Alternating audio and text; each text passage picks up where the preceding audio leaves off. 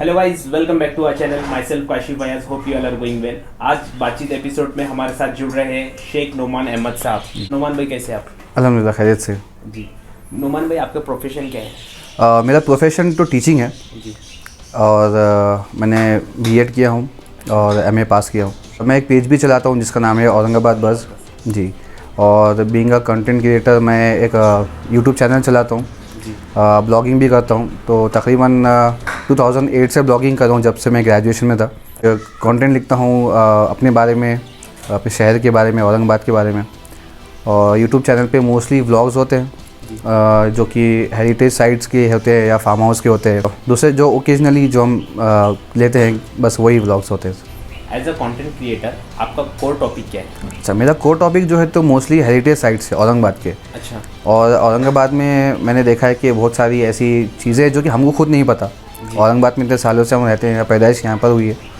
और बहुत सारी चीज़ें डिस्कवर करने के लिए, एक्सप्लोर करने के लिए, तो हम वो लोग नहीं कर पाते। तो इसलिए मोस्टली प्लेसेस पे जाकर मैं व्लॉग्स बनाता हूँ। और मेरा भी वही काम ऐसा ओकेजनली होता है, पंक्चुअलिटी से नहीं होता है। अच्छा। बट जो पेज है मेरा, उससे मैं कुछ चीज़ें, कुछ फोटोग्राफ्स है या कुछ वीडियोज़ है, तो उस पेज पर शेयर कर देता हूँ। जैसा आपका पेज है औरंगाबाद बस, तो औरंगाबाद बस के बारे में बताइए, उसकी जर्नी कैसी रही? जी, औरंगाबाद बस असल में मेरा थोड़ा सा कॉलेज स्टडीज़ ख़त्म हुई। इन द मिड 2016 में मैंने ये औरंगाबाद बस बनाया। जब स्टार्ट हुआ ईयर 2016, तो मैंने बहुत सारी चीज़ों की उसमें रियलाइज़ किया। कुछ चीज़ें सोचने के बाद फिर औरंगाबाद बस फाइनल हुआ। उसके बाद फिर मैंने सभी प्लेटफॉर्म्स पे उसे रजिस्टर्ड किया और एक डोमेन लिया aurangabadbus.com। तो वो डोमेन को मैंने उस पर हमने ब्लॉग लिखना चालू किया। स्पेशली मैंने और मेरे साथ के एक दो जो मेरे क्लोज फ्रेंड। औरंगाबाद के अंदर कुछ इश्यूज़ थे, लेकिन उसके लिए कोई मीडिया नहीं था। तो जितने आप यूट्यूब चैनल से न्यूज़ के उस वक्त नहीं थे जी। तो थोड़े से न्यूज़ वगैरह हमने वो उसको उस हिसाब से पोस्ट किया। एक बार दिवाली में यहाँ पर एक फायर क्रैकर में आग लग गई, तो वो न्यूज़ आ लिया। एक हॉस्पिटल का था, मुझे याद आ रहा है कि मतलब उसमें भी कुछ ऐसी घटना हो गई थी। फिर वो क्रेन ले जाकर उसमें सब फायर ब्रिगेड आकर पानी बुझाया और वहाँ से लोगों को निकाला, ये सब पोस्ट वगैरह किया। मतलब ऐसा कि सडनली कुछ हो जाता है तो हमें पता नहीं चलता। तो लोगों को स्पेशली यंगस्टर्स को न्यूज़पेपर्स पढ़ने की आदत नहीं थी। जब से लेकर अभी तक का सफ़र ऐसा हुआ कि कुछ चीज़ें हमें कंटेंट मिल जाता था तो हम वो पोस्ट कर देते थे। आफ्टर 1.5 साल के बाद, मतलब ये पेज के बारे में किसी को पता नहीं था कि ये मेरा है। क्योंकि मेरा ऐसी थिंकिंग है अभी भी कि ये पेज सिटी के लिए है, औरंगाबाद सिटी के लिए, हमारे औरंगाबाद शहर के लिए, और फॉर द पीपल और बाय द पीपल। तो ये एक इसमें ये रहा कि किसको ऐसा बताने की ज़रूरत नहीं है, और जिसको पता चल जाएगा, कोई बड़ी बात भी नहीं। इस शहर का ये यंग राइटर्स है, यंग पोएट्स है, तो हमने कोशिश किया दोस्तों के साथ मिलकर क्या थोड़ा सा हम उनको एक थोड़ा सा मोटिवेट कर सके या कहीं ना कहीं उनको कुछ हेल्प कर सके। तो अच्छी जर्नी हुई। वहाँ से फिर आते आते हमने कुछ पॉडकास्ट लिए लोगों के, मतलब जिस तरह से आप इंटरव्यू ले रहे, तो मैंने ये भी काम कुछ किया। 4 हमारे इंटरव्यूज़ ऐसे हुए कि जो कि लॉकडाउन में हुए। सो इंस्टाग्राम लाइव से किए, तो वो चीज़ें भी हुई। सारी चीज़ें, मतलब ऐसे 10 पॉडकास्ट होने के बाद ये जो पॉडकास्ट ईयर हुआ है, मतलब पॉडकास्ट डे हुआ है ये पिछले मंथ में। तो हमने फिर वो उस पर किया कि भाई 10 पॉडकास्ट हमारे हो गए, मतलब सीज़न 1 ख़त्म हुआ। तो ये थोड़ा सा इवॉल्व होना हमारे लिए नया था। स्पेशली मेरे लिए तो काफ़ी नया था। हम मेरी जो टीम है, जो हमारे क्लोज़ फ्रेंड्स की टीम है एक्चुअली, तो ये सारी चीज़ें हमारे लिए नई थी। तो हम लोगों ने कोशिश किया, लेकिन फिर भी पंचो लेने की या क्या बताएं, मतलब कंटेंट देने की उस पेज के थ्रू। तो अल्हम्दुलिल्लाह अभी तक तो ये साल काफ़ी अच्छा था। इवन मतलब जब कमिश्नर हुआ करते थे, डिविजनल कमिश्नर हुए, उनसे भी हमारी मुलाकातें हुई। कुछ मुद्दे ऐसे थे शहर के जो हमने चाहा कि भाई ये सॉल्व होना चाहिए, तो वो हमने उनके पास लेके गए। हम सोशल मीडिया पे टैग करते तो वो भी रिट्वीट करते थे। तो औरंगाबाद शहर के हद तक हमने काफ़ी ज़्यादा इसको मोटिवेट करने की, औरंगाबाद शहर के लोगों के लिए करने की कोशिश की। जैसा आप 2008 से व्लॉगिंग करते हैं, और जैसा आपके अदर सोशल एक्टिविटीज़ भी है, और प्रोफेशनली आप टीचर है, तो इसमें अदर एक्टिविटीज़ में आपका फैमिली की क्या राय है आपके लिए? जी, मैं 2008 से ब्लॉगिंग करता था जी। तो वो मोस्टली मैं जब कंटेंट लिखता था तो या तो मेरे बारे में था सेल्फ। अच्छा। तो मैं थोड़ा थोड़ा बुक्स पढ़ने लगा। बुक्स पढ़ने की आदत मेरे फैमिली से मुझे लगी, मतलब स्पेशली वालदा से। जी। तो मेरी जो मम्मी है वो पीएचडी है, वो भी एक टीचर है। तो थोड़ा सा उर्दू की तरफ मेरा जो इंटेंशन था अच्छा। तो वो थोड़ा सा और ज़्यादा हुआ। मुझे लगा कि मुझे ज़्यादा मालूमात लेना चाहिए, इल्म हासिल करना चाहिए, तो वो वहाँ से मुझे स्टार्ट हुआ। फैमिली का सपोर्ट मेरा ऐसा रहा कि मतलब मेरे वालिद साहब भी सोशल एक्टिविस्ट रह चुके, एक पॉलिटिशियन रह चुके, 10 साल नगर सेवक थे कैसे कॉलोनी औरंगाबाद के। और बीइंग फ्रॉम पॉलिटिकल फैमिली ऐसा मेरे जहन में आया कि बहुत सारे मुद्दे हैं औरंगाबाद में जो कि कवर नहीं होते, जो बहुत सारे इश्यूज़ है। अगर हम टूरिज़्म देख लें, अगर हम हेरिटेज देख लें, तो हमारा बहुत ज़्यादा इसमें अभी नुकसान हुआ है। रोड से लेकर, गली से लेकर, समझो हमारे सारे दिल्ली तक के प्रॉब्लम्स बोल सकते हैं हम उसको। जो भी फंड्स आते हैं या जो भी हमें चीज़ें होती है वो स्टेट गवर्नमेंट से या सेंट्रल गवर्नमेंट का थोड़ा एक इंटरफेरेंस होता है। तो हमारे पास जो, क्योंकि एजेंडा एलोरा है, यूनेस्को के 2 बड़े साइट्स है, बीबी का मकबरा है, पंचकी है, ये चीज़ है जो कि काफ़ी वर्ल्ड फेमस है जी। लेकिन हमको, हमारे शहर को जिस तरह से इसका बेनिफिट मिलना चाहिए, ठीक है, वो नहीं मिल पा रहा। तो एक आवाज़ बनकर हमने कहीं ना कहीं जो रिप्रेजेंटेटिव्स है पॉलिटिकल, उनको जाकर मिले, उनको सोशल मीडिया के थ्रू हमने टैग किया और कुछ चीज़ें जो मेमोरेंडम्स होते हैं वो हमने जाकर पर्सनली दिए। तो ये सारी चीज़ें हमारी ये होती रही। अच्छा, एज औरंगाबादी, औरंगाबाद के लोगों की क्या जिम्मेदारी है हेरिटेज को लेकर? मैंने जब एक व्लॉग बनाया था लास्ट ईयर बीबी का मकबरा और पंचकी पर, तो जब मैं विज़िट करा तो उसमें मुझे ऐसे मतलब हाथ से लिखे हुए औरंगाबाद केस पे भी था, तो मैंने उस वीडियो में भी बताया था कि भाई जो भी लोग आ रहे हैं वो नाम लिखते हैं या वो दिल बनाते हैं, ऐसा गुर्दा फेफड़ा अपना अपना जो है, तो एक कोई बॉडी का ऑर्गन बनाकर वो लोग अपना नाम लिखकर चले जाते, डिज़ाइन बनाकर चले जाते। तो ये चीज़ बहुत गलत है। इसका जो नेगेटिव इम्पैक्ट पड़ता है वो टूरिज़्म पर बहुत पड़ता है। जो टूरिस्ट आते हैं बाहर से वो देखते हैं यार ये मतलब शहर के लोग कैसे हैं, तो इसका बहुत नेगेटिव इम्पैक्ट पड़ता है। आर्कियोलॉजिकल सर्वे ऑफ इंडिया और ऐसे बहुत सारी जैसे कि हमारा ज़नाना महल एक है, देखिए ये डामरी महल है, देखिए जो कि मतलब एकदम ख़राब कंडीशन में। तो उनके जो लोकेलिटी में रहने वाले लोग हैं, तो 2017 में जब वो टूटा था तो उसके फ़ोटोज़ मैंने लिया था जाकर पर्सनली और मैंने पोस्ट किया था। और जो हमारा यहाँ पर एक और एक नज़दीक में मेरे गेट था जाफ़र गेट, तो वो भी टूटा था, तो इसके लिए कैंडल मार्च निकाला गया। तो यहाँ से लेकर पैठन गेट से लेकर मतलब यहाँ तक आकर लोगों ने वो कैंडल्स जलाए और ये रियलाइज़ कराया कि देखिए इसका इंपॉर्टेंस क्या था। जब उस वक्त हमें भी नहीं था, लेकिन कितना इम्पैक्ट पड़ता है ये सब चीज़ों का किसी पर्टिकुलर सेक्टर पर। तो ये चीज़ें होती है। देखिए टूरिज़्म हमारा एक बहुत ही इम्पोर्टेंट, हमें मतलब मैं तो कहूँगा ना कि एक ऐसी चीज़ है कि हमको गिफ्ट मिला है इस औरंगाबाद शहर को, तो उस पर हमारा बहुत ज़्यादा से ज़्यादा ये होना चाहिए। और हाँ, जिम्मेदारी है कि भाई इस चीज़ ख़राब ना हो, तो लोग भी इसकी ज़िम्मेदारी ले, समझे इसको कि भाई ये हमारी शहर का एक बहुत बड़ा हिस्सा है। जैसे अपने जिस्म का हिस्सा होता है ना, उस तरह से अपने उस रखना चाहिए शहर के हिस्से को भी। औरंगाबाद की पॉलिटिक्स को लेकर आपकी क्या राय है? जैसे अभी इलेक्शन आने वाले हैं, बहुत से भावी नगर सेवक आएंगे। औरंगाबाद की पॉलिटिक्स ऐसा मुद्दा है हमारे शहर का कि जिसको सिर्फ इलेक्शन के दिनों में ही इम्पोर्टेंस दिया जाता है। कि वो 4-5 दिन का जो इलेक्शन होते हैं, लोग उसमें इतना संजीदा होते हैं और आने वाले फिर 5 साल नहीं होते। जो हमारे इलेक्शंस हो चुके, MLA हो गए, MP हो गए, आने वाले कॉर्पोरेटर के इलेक्शन है, उसमें भावी नेता और भी आएंगे। तो मैं ये चाहता हूँ कि देखिए जिस तरह से औरंगाबाद हमारा आगे बढ़ रहा है, ठीक है, और जो भी कैंडिडेट चुन के आए तो वो तो काबिल मुबारकबाद है सबसे पहली बात।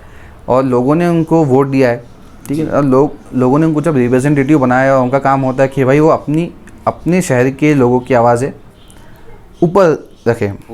मैं ये देख रहा हूँ कि अभी जो हमारे भावी आने वाले हैं, ठीक है, तो वो ऐसे लीडर्स अभी मतलब आ रहे हैं जो कि मतलब बहुत सारे उसमें से रिपीट भी होंगे और बहुत सारे उसमें से न्यू कैंडिडेट्स भी होंगे। तो ऐसे लोगों का चुनाव करना चाहिए, ऐसे लोगों को ऐसे जो उम्मीदवार है लोगों ने चुन के देना चाहिए, इलेक्ट करना चाहिए, जो कि पढ़े लिखे।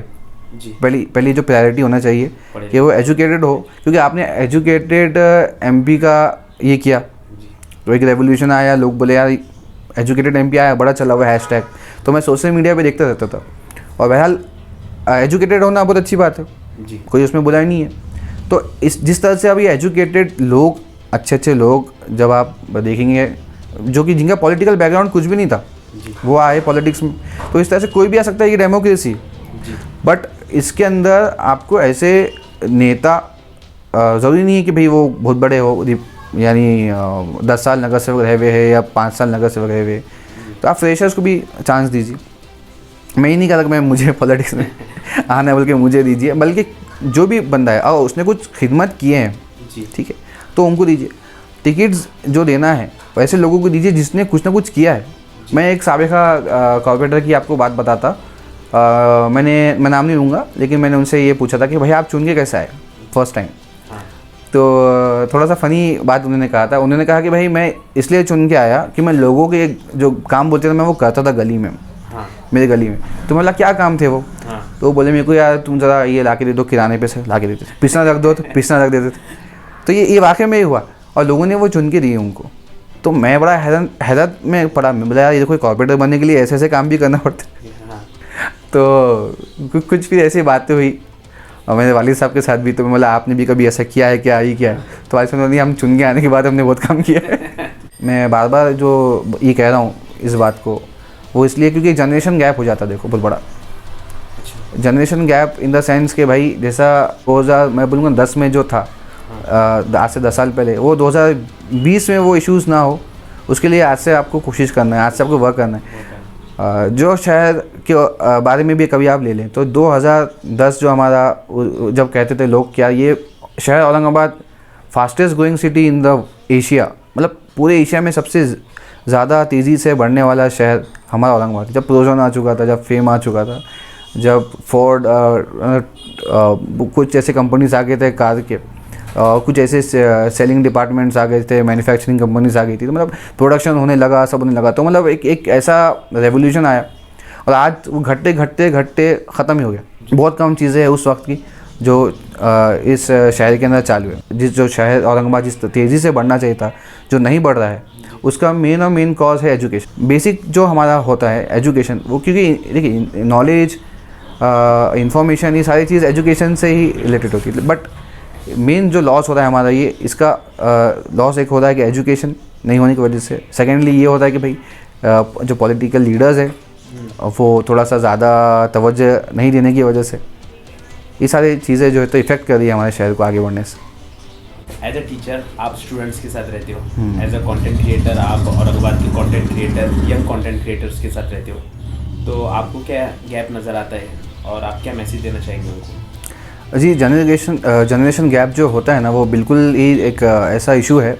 जैसे आप घर में भी देखें तो सबसे बड़े जो बेटा होता है और जो वालिद साहब होते हैं, तो उतना तफावत होता है जनरेशन गैप्स में। तो ये एक ऐसी चीज़ होती है, हम इसको आपस में रिलेट नहीं कर पाते, कहीं ना कहीं गैप हो ही जाता है।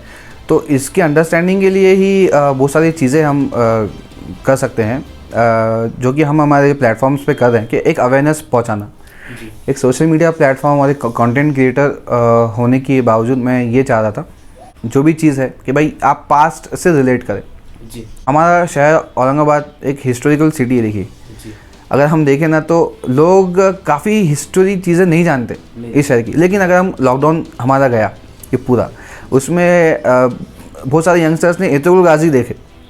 अब हज़ारों साल पुरानी वेब सीरीज़ देखने का क्या मकसद, जब आपको आपकी हिस्ट्री ही नहीं पता औरंगाबाद शहर की। तो एक बहुत ऐसे कुछ पेजेस है जो कि काम कर रहे हैं, जैसे औरंगाबाद मुसाफिर बोल के एक पेज है, बहुत ऐसा काम कर रहा है।